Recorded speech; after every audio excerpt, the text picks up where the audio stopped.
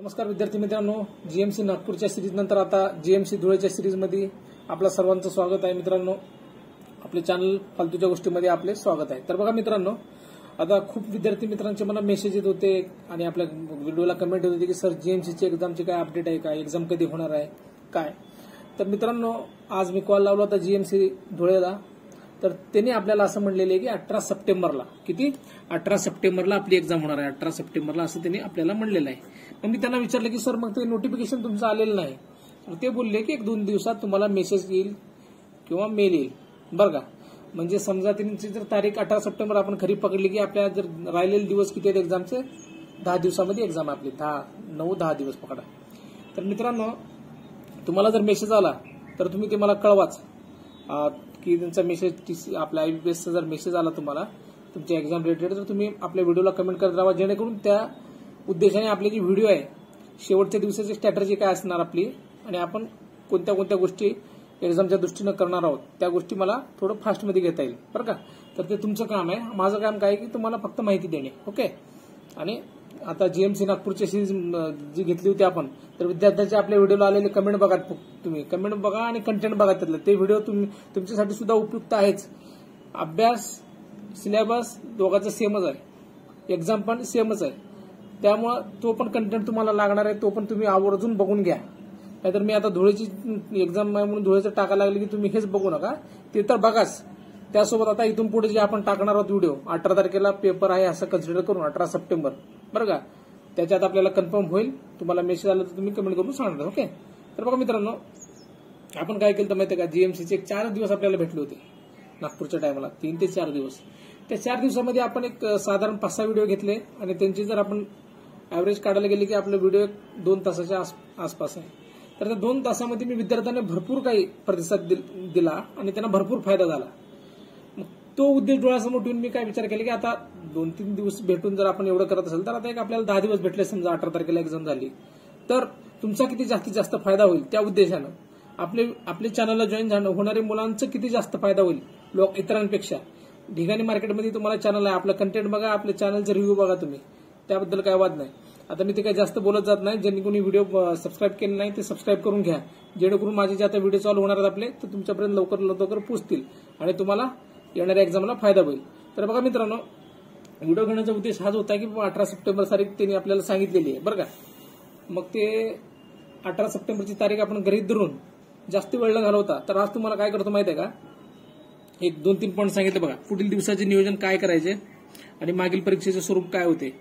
आता हे 2 जे आहेत ते तुम्हाला आता सिलेबसला धरून सांगतो मी. आजच्या व्हिडिओमध्ये तुम्हाला सिलेबस सांगून टाकतो. यानंतर लगेच एक व्हिडिओ अपलोड होईल, त्यामध्ये आपले रेग्युलर आता टॉपिक चालू होतील, जेणेकरून तुम्हाला एक्झामला ते टॉपिक दिसणार. ओके, ठीक आहे. तर आता बघा सिलेबस बघून घेऊ आपण. तर बघा मित्रांनो, आता तुम्ही जी एक्झाम देणार आहे जीएमसी धुळेची, त्या एक्झामचा सिलेबस आहे. ओके. तर बघा, तरी मराठी आहे बघा. प्रत्येक विषय आपल्याला 50-50 गुणाला आहे आणि प्रश्न किती आहेत, 25, म्हणजे एका प्रश्नाला 2 मार्क आहेत. असे आपले 100 प्रश्न 200 मार्काची एक्झाम आहे. ओके, 100 प्रश्न 200 मार्काची एक्झाम आहे.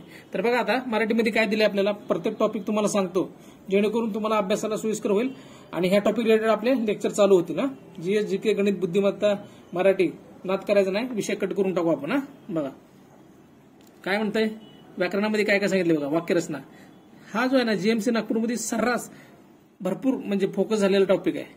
शब्दार्थ म्हणजे आपले समानार्थी, शब्दार्थामध्ये आपलं काय शब्दसमूहाबद्दल एक शब्द सांगा, वाक्यप्रचार म्हणा, म्हणी म्हणा, हे सगळ्या गोष्टी येणार आहेत. आता प्रयोग बघा, समास, हे 2 टॉपिक त्यांनी मेन्शन केलेलं आहे.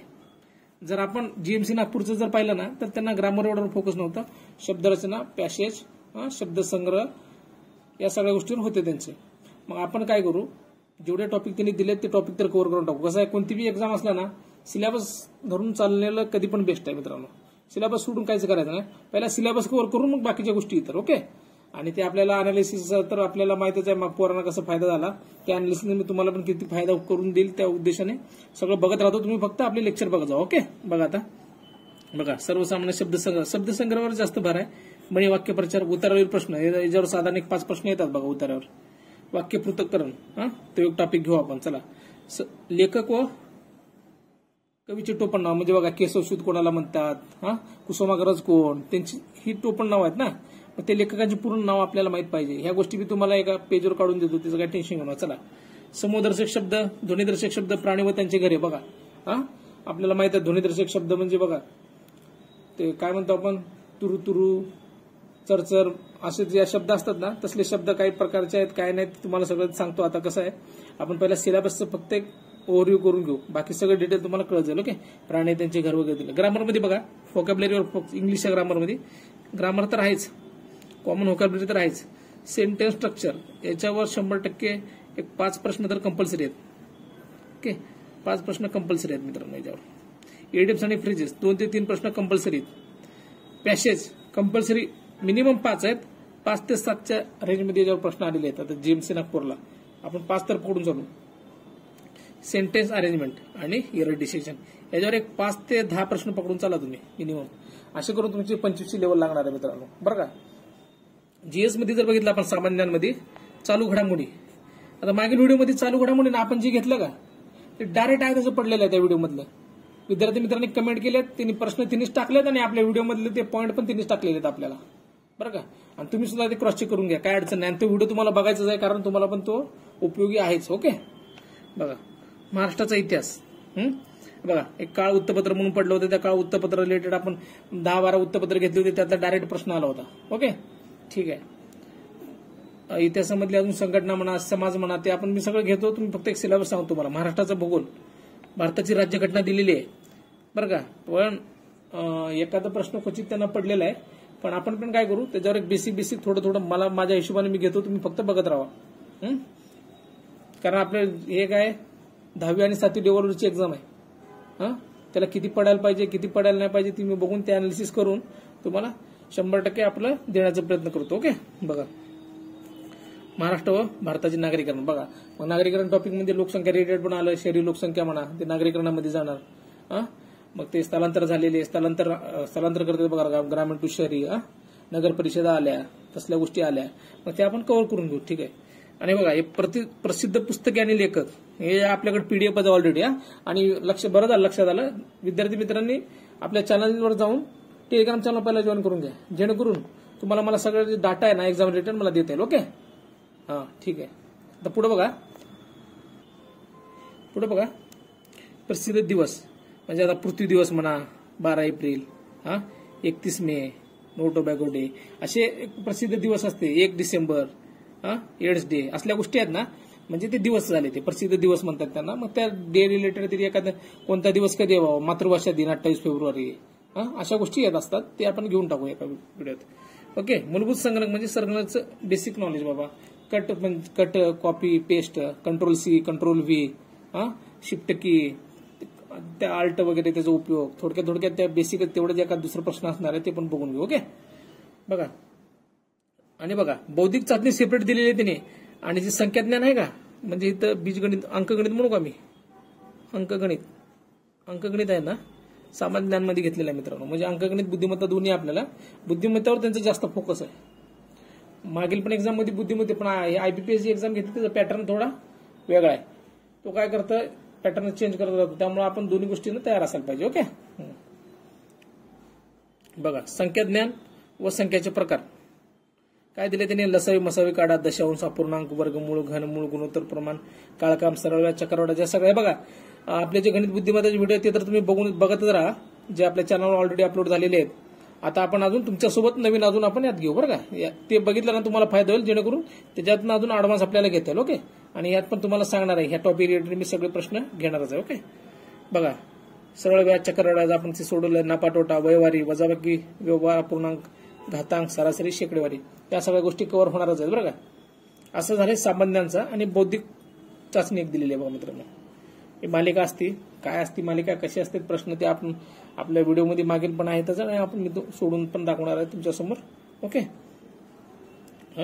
संख्या संचयातील अंक म्हणजे मिसिंग टर्म शोधा, असे 2-3 हे दिलेले असतात शब्द. समजा एक अल्फाबेट दिलेला असते, ABD समजा, BCE समजा, यांचं काहीतरी एक रिलेशन दिलं असते. यातनं एक चुकीचं 5 ऑप्शन मध्ये एक बाहेरचं रिलेशन मला काढा, असे एक प्रश्न असतात. काय तुम्हाला प्रश्न आल्यावर कळून जाईल मित्रांनो. ओके, तर बघा आकृत्यामधील अंक शोधणे, वेतन आकृती वेन आकृती असणार आहे, थोडं त्यांचं मिस्टेक झाला असणार आहे बरं का, ही वेन डायग्राम असणार आहे. कालमापन रांगेवर आधारित म्हणजे बघा कॅलेंडरवर रांगेवर आधारित प्रश्न. सांकेतिक लिपी तर आपले फेवरेट व्हिडिओ बघा आपल्या चॅनलवर बघून घ्या, आपण घेऊ अजून. विसंगत पदे ओळखा, विधानाने अनुमाने, या सगळ्या गोष्टी तुम्हाला असं सांगण्यापेक्षा मी डायरेक्ट टॉपिक घेऊन येतो जेणेकरून तुम्हाला ते समजून येणार बरं का मित्रांनो. तर बघा आजचा उद्देश काय होता की विद्यार्थी मित्रांची आपल्याला खूप कमेंट होती की सर जीएमसी नागपूर झालं पण आता धुळेचं काय, त्यांचं अपडेट काय आहे का सर एक्झामची काय. मग मी वारंवार प्रयत्न करत होतो, काल परवा पण कॉल लावला पण त्याचा कॉल बंद लागत होता, बहुतेक ते ऑफिस बंद असेल त्यांचं.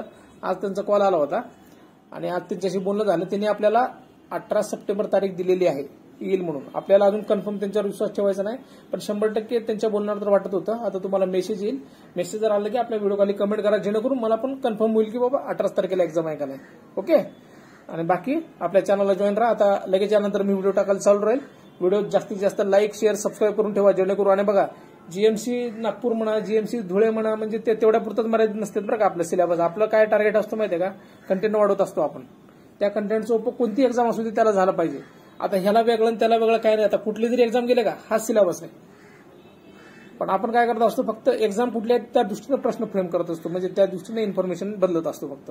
पण इन्फॉर्मेशन ही सगळ्या एक्झामला फायदेशीरच आहे. त्यामुळं म्हणजे दुसरी कोणती समजा अजून कोण मुंबई पोलीस यातला असेल भरलेला फॉर्म, कोणी बीएमसी आता तर बीएमसी चालू होणार ते भरा, त्या सगळ्यासाठी उपयोग असणार आहे. त्यामुळं आता जास्त काय बोलत नाही, आपण भेटत राहू पुढच्या व्हिडिओमध्ये. धन्यवाद.